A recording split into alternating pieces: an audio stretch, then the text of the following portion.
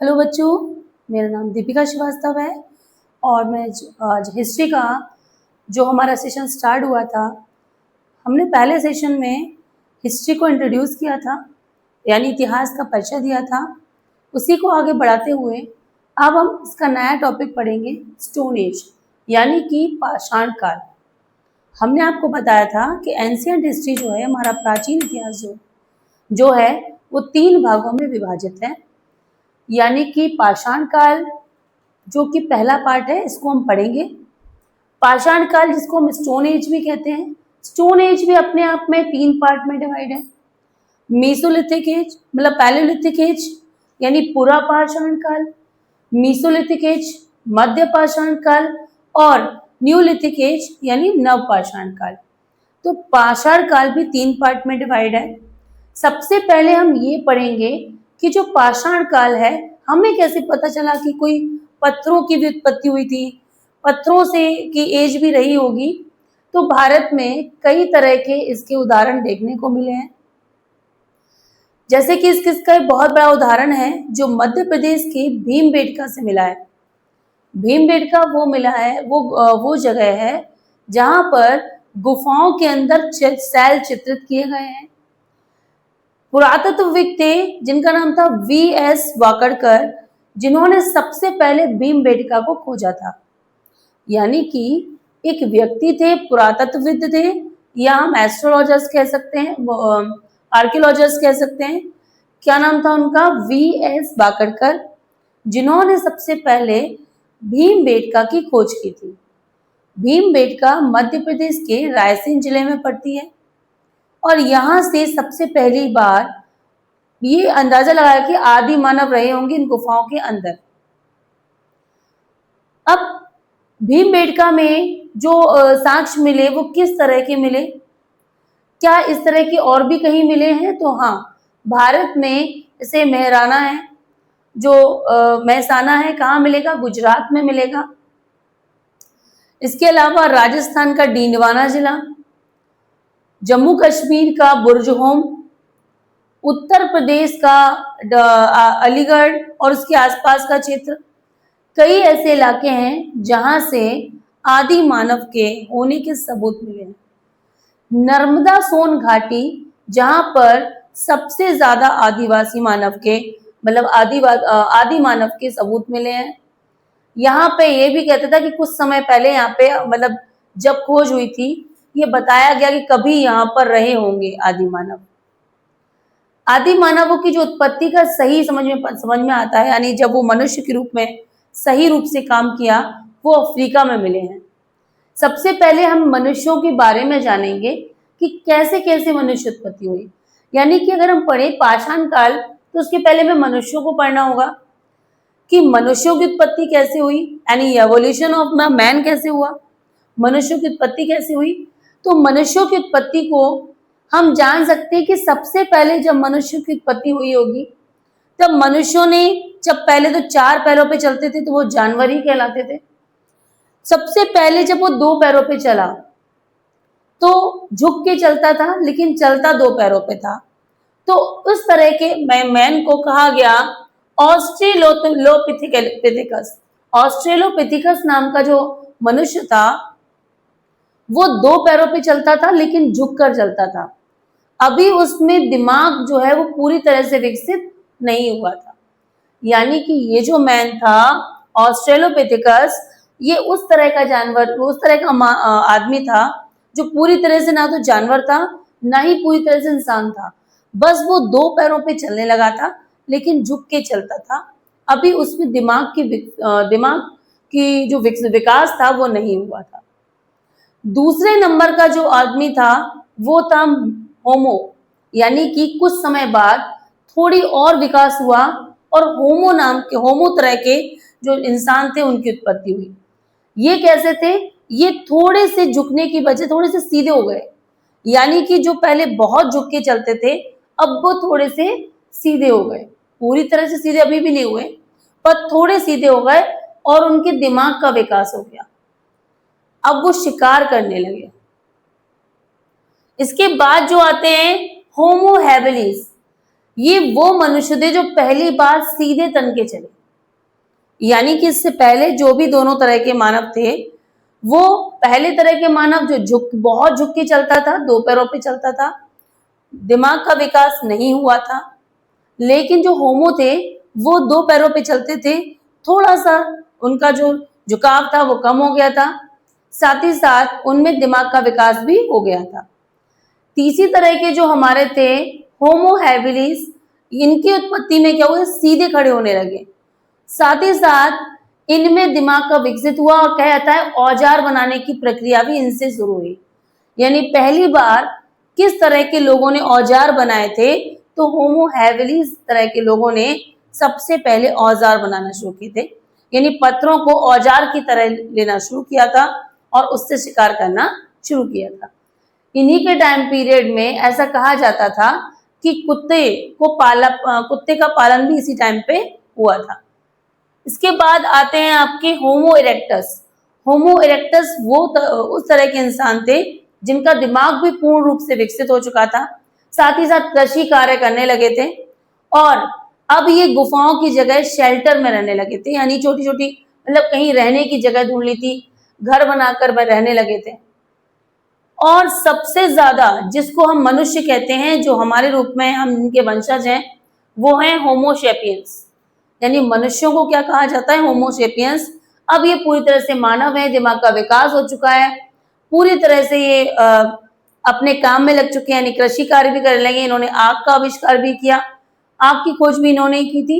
तो अब ये वो मानव हो गए जो पूरी तरह से हमारी तरह ही थे। अब इनके सबूत हमें कहाँ कहाँ से मिले हैं, तो होमो हैबिलिस के सबसे पहले जो सबूत मिले थे वो मध्य प्रदेश की नर्मदा सोन घाटी से मिले थे। कहा जाता है कि इन जगहों पे ये रहे होंगे, इन्होंने कृषि कार्य भी किया होगा, कुत्ते का पालन भी इसी टाइम पे हुआ था। इसके अलावा मध्य प्रदेश का ही आजमगढ़ जिला, आदमगढ़ वो जगह है जहां पर आदि मानव के सबूत सबसे ज्यादा देखने को मिले हैं, भीमबेटका के अलावा। राजस्थान का डीडवाना जिला, जहां पर भी आदि मानव के होने के सबूत मिले हैं। आदि मानव जो पूर्ण रूप से होमोसेपियंस जो थे वो अफ्रीका की देन है। ऐसा कहा जाता है कि जो होमोसेपियंस जब बने तो वो अफ्रीका में रहे होंगे। धीरे धीरे ज्योग्राफिकल रीजन के कारण, यानी कि हम कह सकते हैं भौगोलिक कारण की वजह से, जो निचला इलाका है अफ्रीका का वो टूट कर कहाँ मिल गया, भारत के नीचे वाले इलाके में, जिसे हम पेनिनसुलर इंडिया या प्रायद्वीपीय भारत कहते हैं। इसी टाइम पर जो है, जो इसीलिए सबसे ज्यादा सबूत जो हमें मिले हैं वो कहाँ मिले हैं, नर्मदा सोन घाटी के पीरियड में मिले हैं। ये वो हिस्सा था पेनिनसुलर इंडिया वाला जो जाके अफ्रीका से कटकर इंडिया के ये यूरेशिया प्लेट में जुड़ गया था। बाद में ये प्रायद्वीपीय भारत का हिस्सा कहलाया और इसी की जो नर्मदा सोन घाटी है वहां पे आदि मानवों के सबसे ज्यादा सबूत मिले हैं। राजस्थान में जम्मू कश्मीर के बुर्ज होम में कुत्ते के साथ इंसानों की दफन के भी साक्ष्य मिले हैं, यानी कि सबूत मिले हैं। साथ ही साथ बहुत सारे शहर जहां से बर्तन, कह सकते हैं कि टूटे फूटे औजार, भारी मात्रा में पत्थरों का उपयोग किया गया। तो ये तो मनुष्यों की उत्पत्ति थी। हम आते हैं पाषाण काल में, स्टोन एज पे। स्टोन एज को 3 पार्ट में डिवाइड किया गया है, यानी हम बोल सकते हैं पैलेलिथिक एज। ये वो एज थी जब होमोसेपियंस जो थे उन्होंने सबसे पहले औजारों का उपयोग किया था, पत्थरों का औजारों के रूप में उपयोग किया था। साथ ही साथ इसी टाइम पे उन्होंने आग जलाना भी सीख लिया था, यानी कि अब ये लोग जो मांस खाते थे वो पकाकर खाते थे।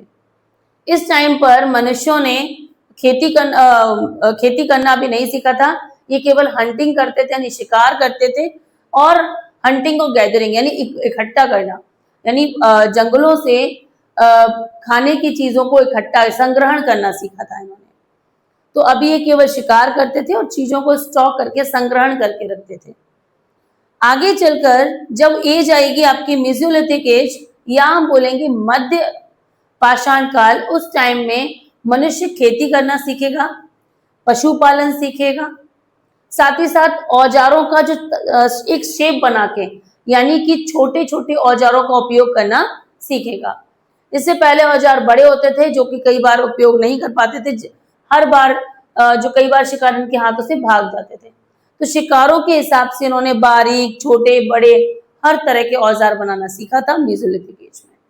इसी एज में पहिए का आविष्कार भी हुआ, आग का पूर्ण रूप से उपयोग करना सीख लिया था। साथ ही साथ इसी एज में कृषि कार्य करना सीखा, पशुपालन करना सीखा था मनुष्य ने। इसके बाद आती है न्यूलिथिक एज। न्यूलिथिक एज यानी नवपाषाण काल। यहाँ पर मनुष्य जो है वो पूरी तरह से विकसित हो गया था।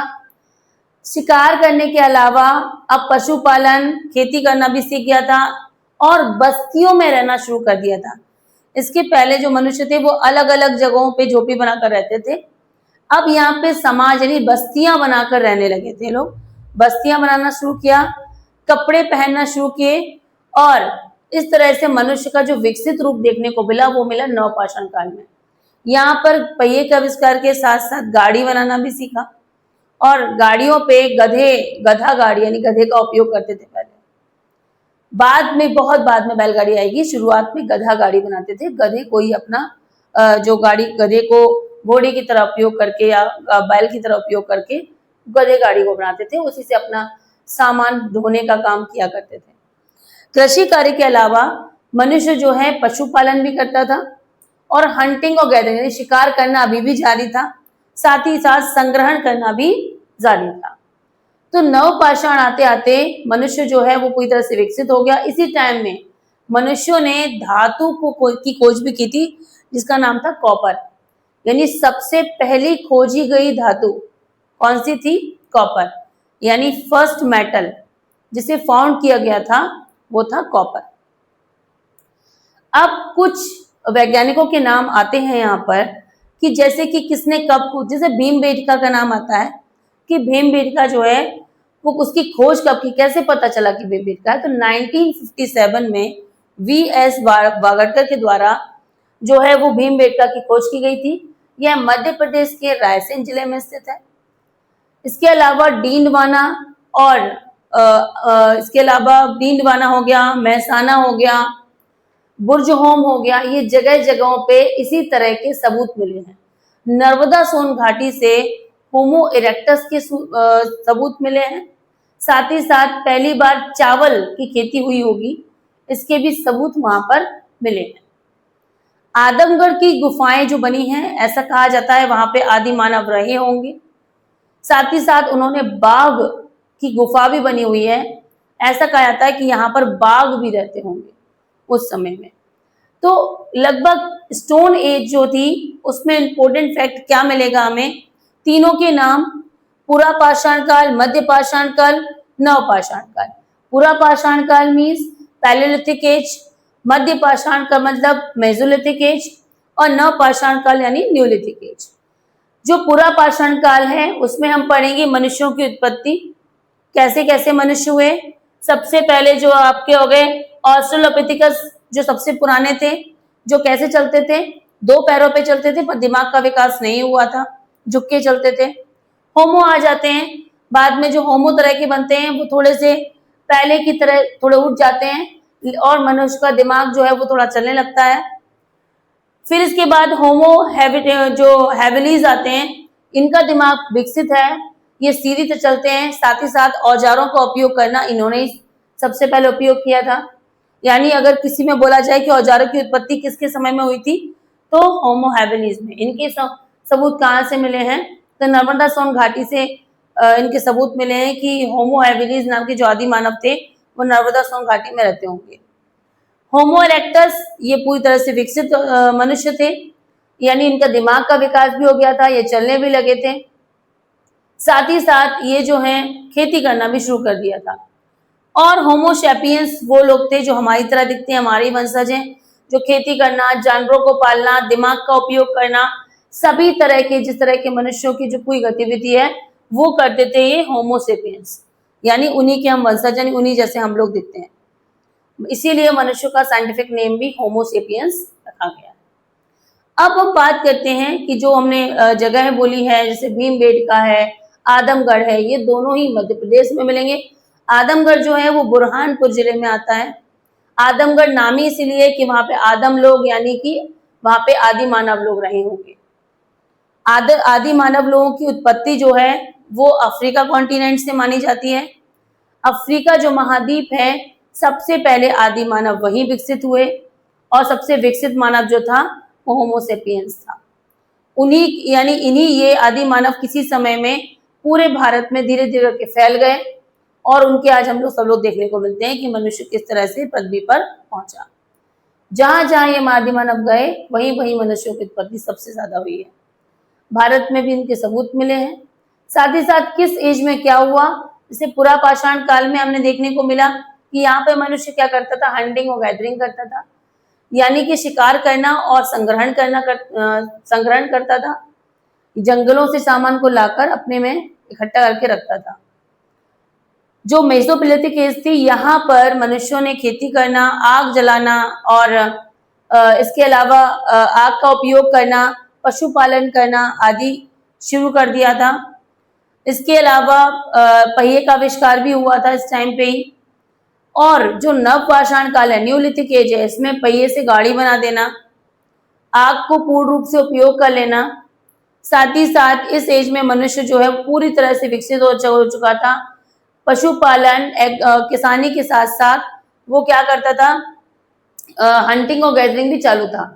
लेकिन हथियारों के जो साइज थे वो समय के साथ बदलते गए। शुरुआत में हथियार बड़े होते थे और बिना शेप, बिना आकार के होते थे। इसके अलावा जब मध्य पाषाण काल आया तो यहाँ पर हथियारों के जो शेप थे वो होने लगे, छोटे बड़े हर तरह के हथियार बनाए गए, यानी कि औजारों का उपयोग किया गया। इसी टाइम पे कॉपर की भी खोज हुई थी। आगे चलकर हमें सभी तरह के मेटल देखने को मिलेंगे। लोहे का आविष्कार अभी नहीं हुआ है, तो हमें अन्य तरह के देखने को मिलेंगे। यहाँ पे कॉपर है और भी मेटल्स देखने को मिलेंगे, लेकिन सबसे पुराना जो मेटल खोजा गया था वो कॉपर था। लगभग सारी चीजें जो स्टोन एज से इम्पोर्टेंट थी वो मैंने आपको समझा दी है। स्टोन एज के बाद जो नेक्स्ट हमारा रहेगा वो रहेगा इंडस वैली सिविलाइजेशन, यानी सिंधु घाटी सभ्यता। पढ़ने में आपको मजा आएगा। आई होप अगर आपको मेरा वीडियो अच्छा लगा है, शेयर कीजिए, लाइक कीजिए, कमेंट कीजिए, सब्सक्राइब कीजिए। Thank you.